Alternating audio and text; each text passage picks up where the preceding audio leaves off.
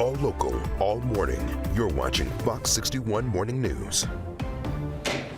Now at 6, a man has died after he got trapped under a car hauler. Fox 61's Glenn Kittle is live on the scene where it happened.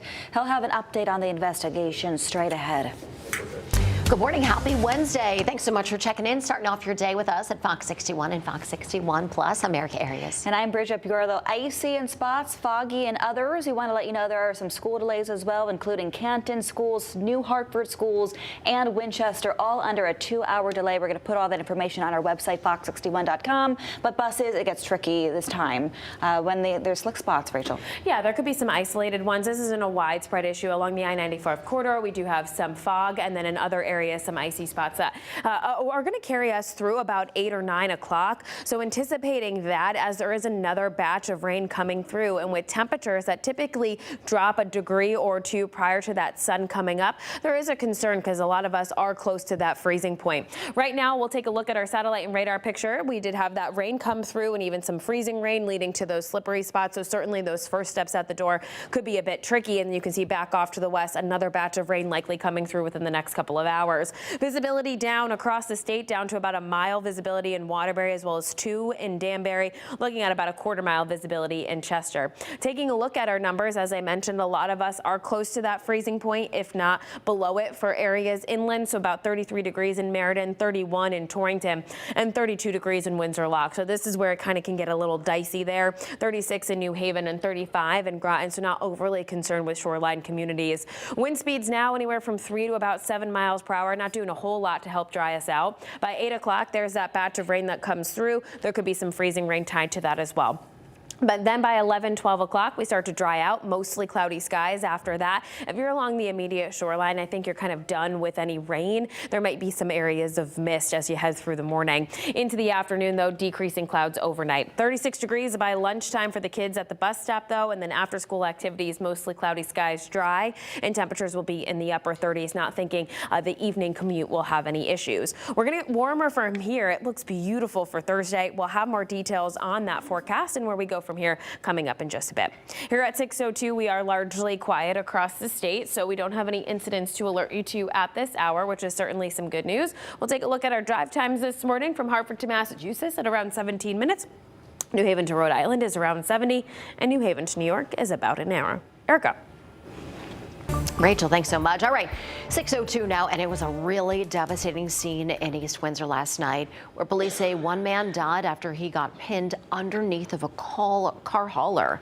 Fox 61's Glenn Kittle is joining us live from where it happened. Glenn, what do we know so far?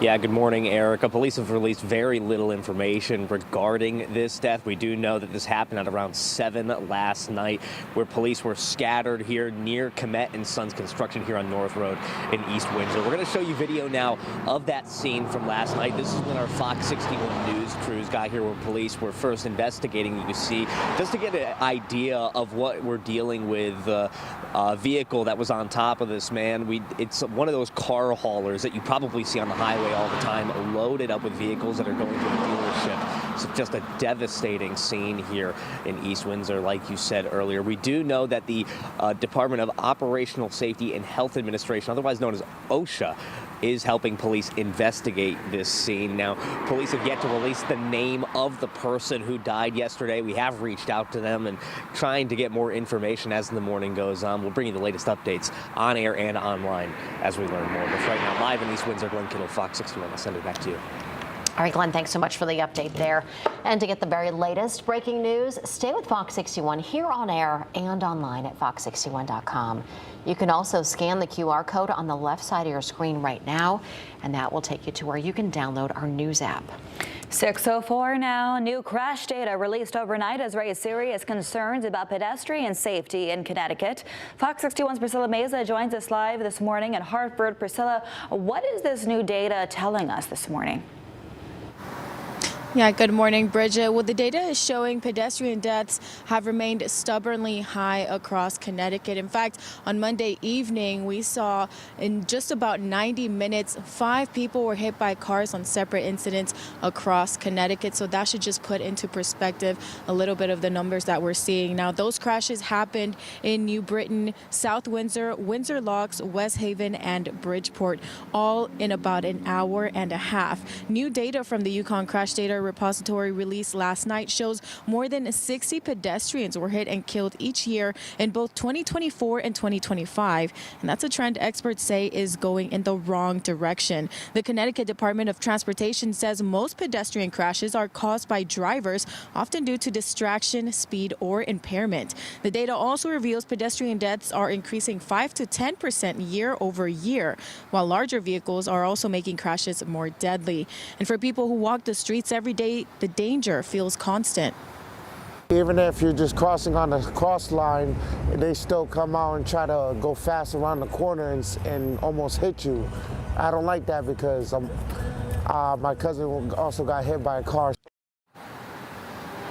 And the concern doesn't stop with pedestrians. Yukon researchers say bicyclist deaths jumped nearly 70% last year, another sign of vulnerable road users face growing risk. So while overall in the data we did see that traffic deaths in Connecticut are down, but experts say these numbers are showing pedestrians and cyclists are paying the price, and many of these crashes are preventable, as I mentioned. But officials are urging drivers to just slow down, stay alert, and remember who is most at risk on the roads. In Hartford, Priscilla Meza, Fox 61.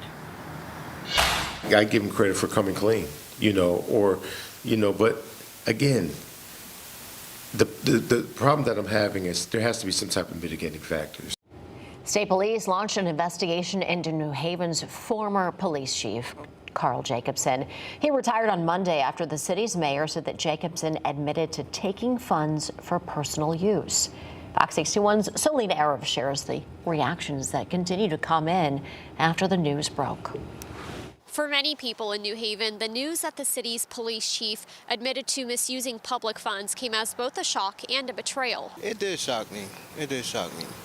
It kind of hurt me because I was like, this is the person we trust. Like, you robbing us. Earl Melton's lived in New Haven pretty much his whole life and said the first thing he thought of when he learned what happened is what this means for everyone who lives here. I'm like worried because I'm like, who's going to help us clean up the city? So if we can't clean up the city, then how are we going to have a greater New Haven? Right now, Assistant Police Chief David Zanelli is the acting police chief. He's worked with New Haven Police since 2008 and will serve as acting chief until they decide what to do next about a more permanent appointment. Melton hopes whoever takes over the role next is someone who's more honest with the city. As long as I care about us, care about all the people, not just the skin color, it got to be everybody. It got to start from within. Leonard Jihad knows the former police chief in a different way. He's the CEO of Connecticut Violence Intervention and Prevention in New Haven. Worked closely with Chief Jacobson for the last 15 years. And so they just came out of left field. And the allegations don't align with his character, the man that I know, the man that I work with. Jihad says it's hard to see him differently now because he's only known him one way for years. It was a good relationship and it was a trusting relationship.